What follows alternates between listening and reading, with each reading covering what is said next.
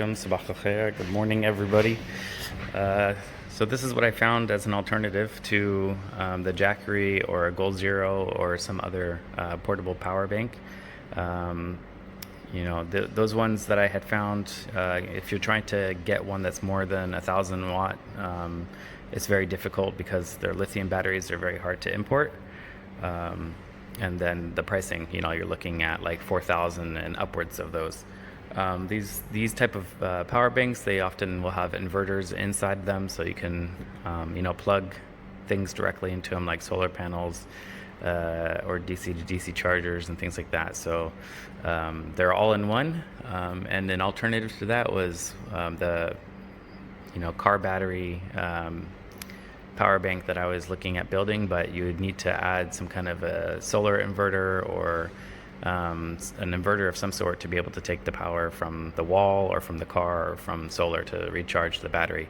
So they're a bit more risky as well. You can get higher chance of thermal runaway with those, potentially fire or whatever the case is. So they're not the safest.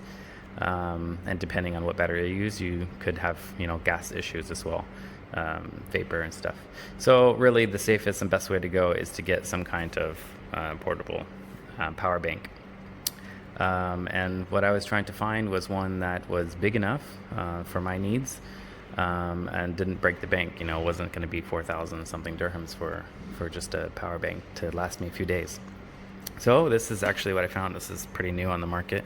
One of my friends actually just showed it to me and bought one, and I told him I would test it before I made the decision to buy it myself. That's what friends are for, right?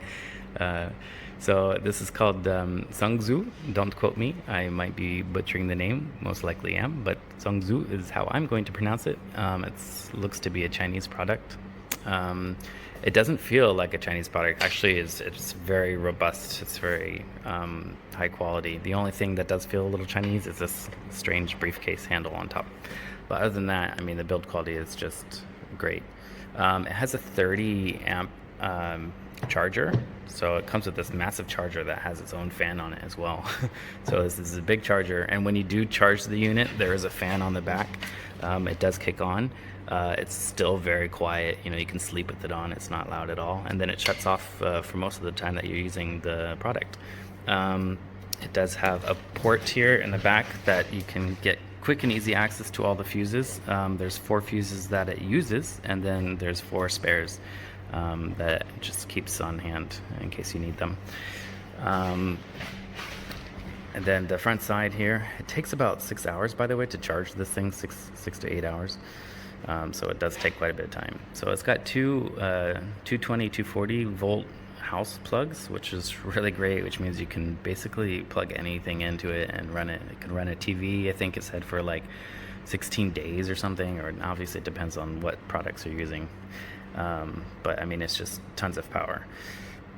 And then down here at the bottom is where you have got all your USBs. So there's 4 USB ports. This is looks to be, and this is the power in for the plug. And then you've got these 2 out 12 volts. So this would replace like a 12 volt socket. It does come with a 12 volt socket that plugs into this. So that's really handy. And that's what I'll use to actually charge and power my fridge. You can hit the power button, you can see where your ratings are. So what's currently in use will have a dot. So as soon as you plug something in, it will tell you you're using USB or you're using 12 volt. And then it shows you your full power rating and also the battery temperature. It should always be around 25. It regulates itself, and it's got its own inverter and everything as well. So you can literally plug solar straight into this as well. So it takes solar charge. And everything. So I mean, it's really an all-around great power bank to have. So just a few specs about it. This one in particular is 1,000 watt, which is more than enough power. I don't actually have anything that pulls 1,000 watts. And then it's a 273 amp hour, and it is a lithium. So lithiums are generally the most expensive. 273 amp hour, and this size package is just insane. Usually lithium 200 amp hour batteries are about the same length but a little bit wider. So for them to somehow get it into this package, maybe just because it's taller, is just amazing. And considering it has all the solar chargers and wiring and everything inside as well, it's crazy. And it is rated to about 800 battery cycles. So as a lithium, you can fully deplete the battery. It doesn't harm the battery, and you can charge it back up. It can do that 800 times, according to the manufacturer.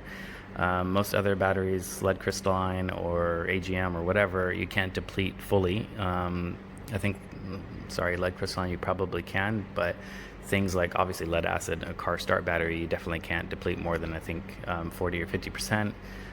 Without damaging and harming the battery, doing more damage than good. So with lithium, that's not an issue. It's the same batteries that are in your phone and everything, so they're very robust. And it's also a pure sine wave. So if you are familiar with the pure sine wave inverters, it's the best really in the market. It just ensures that if you plug your laptop in or whatever, you're getting consistent power and everything. You're not gonna, with sensitive electronics, you don't want power to fluctuate. But anyways, if you guys have any questions about this, it's actually available locally here, and I think the price was around 2,300, which is just, to me, it was too good to be true, which is why I told my friend I want to test it out.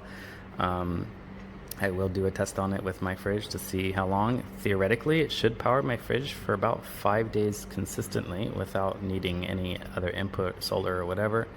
And that's really, beyond what I plan to ever go camping for, as far as staying in one location with the car off and everything.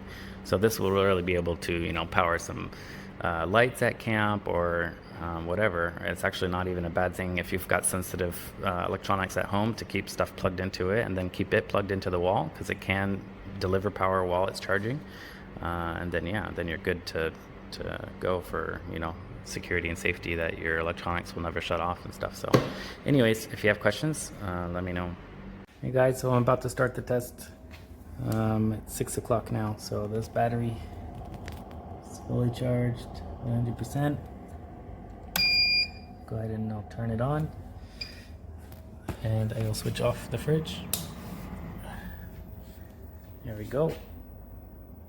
So it's now running completely on this power brick. I'll even unplug the wall outlet there. It's just on the 12-volt socket. It's currently running. The 12-volt is showing.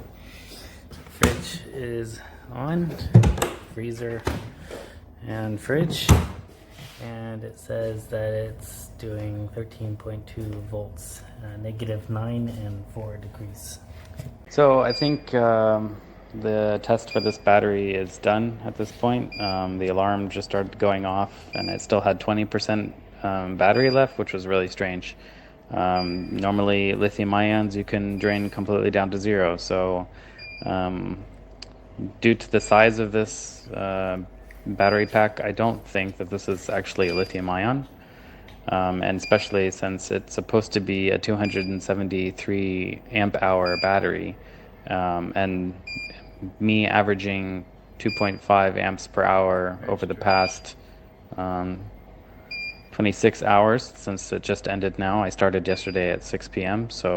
And the battery's now, I would consider it to be dead if it's sounding an alarm.